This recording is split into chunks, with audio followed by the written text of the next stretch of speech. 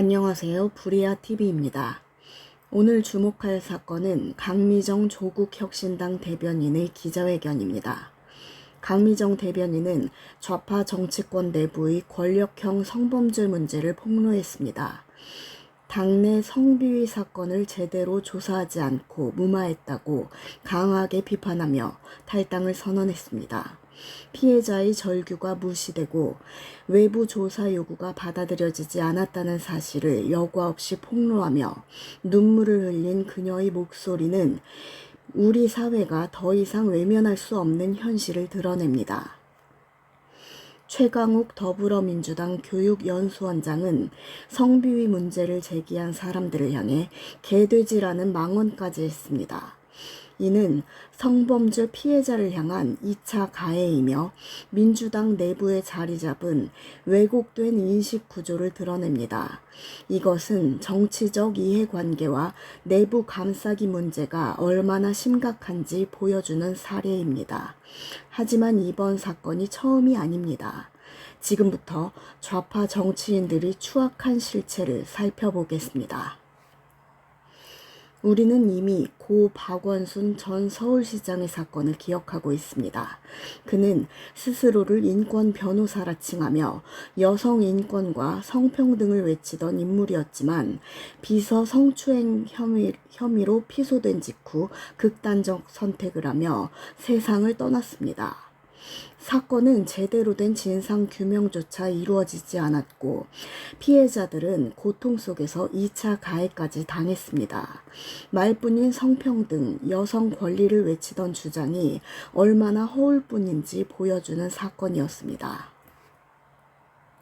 다음은 안희정 전 충남지사 사건입니다. 그는 한때 민주당 차기 대권 주자로 꼽혔던 유력한 인물이었습니다. 하지만 수행 비서를 수차례 성폭행한 사실이 드러나며 대법원에서 징역 3년 6개월 실형이 확정되었습니다. 피해자가 겪은 고통과 공포, 언론을 통한 2차 피해는 이루 말할 수 없습니다. 그럼에도 일부 진보 여성단체와 시민단체들은 정치적 이해관계 속에서 선택적 침묵을 유지하며 피해자의 인권을 제대로 보호하지 못했습니다. 또한 오거돈 전 부산시장 사건을 보면 권력형 성범죄가 얼마나 일상적으로 좌파 정치권에서 벌어졌는지 알 수 있습니다.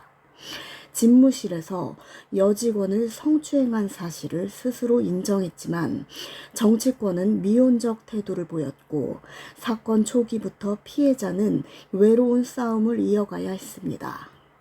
그렇다면 왜 유독 좌파 정치권에서 이러한 일이 계속 반복되는지 알아보겠습니다. 첫째, 운동권 출신 정치인의 구조적 문제입니다.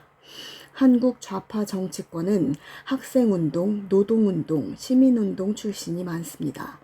이들은 서열과 폐쇄적 네트워크 속에서 권력을 형성하며 정치권에 진출합니다.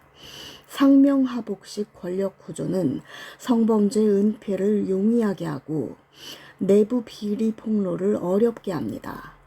둘째, 권력 집중 문제입니다. 좌파 정치권에서는 한 인물에게 장기간 권력이 집중되는 사례가 많습니다. 장기 집권과 권력 집중은 통제 장치를 약화시키고 권력자의 성범죄가 반복되도록 만드는 환경을 제공합니다. 셋째, 정치적 내부 방어 논리입니다. 진보 정치인 성범죄 사건이 발생하면 일부 여성단체와 진보 지지 세력은 정치적 이해관계 때문에 사건을 축소하거나 침묵합니다. 반대로 보수 정치인 관련 사건은 즉시 언론과 시민단체의 공격 대상이 되지만 좌파 정치인은 내부 방어와 우리 편 보호 논리가 작동합니다. 넷째, 성인지 감수성의 모순과 권력의 남용입니다. 좌파 정치인은 평소 성평등과 여성 인권을 강조하지만 권력을 잡으면 말과 행동 사이에 큰 괴리가 발생합니다. 이것이 반복된 성범죄 사건의 구조적 원인 중 하나입니다. 오늘 강미정 기자회견은 이러한 구조적 문제를 다시 세상에 알린 신호탄입니다. 좌파 정치권에서 반복되는 권력형 성범죄, 그리고 이를 외면하는 여성단체와 시민단체의 침묵, 페미니스트들이 선택적 분노와 말뿐인 성평등이 대한민국 사회의 정의를 무너뜨리고 있는 것입니다. 권력형 성범죄에는 단호하게 책임을 묻고 피해자를 보호해야 합니다. 그것이 대한민국이 정의로운 사회로 나아가는 길입니다. 오늘 강미정 기자회견에서 울린 목소리는 좌파 정치권의 안 좋은 관행에 대해서 더 이상 숨길 수 없는 진실이 세상에 알려진 것입니다. 좌파 정치권의 반복되는 성범죄와 진실을 덮고 피해자의 입을 막는 구조적인 문제를 더 이상 외면할 수 없습니다. 좌파에서 자주 주장하는 정의라는 말은 행동과 책임으로 증명되어야 합니다. 이상입니다.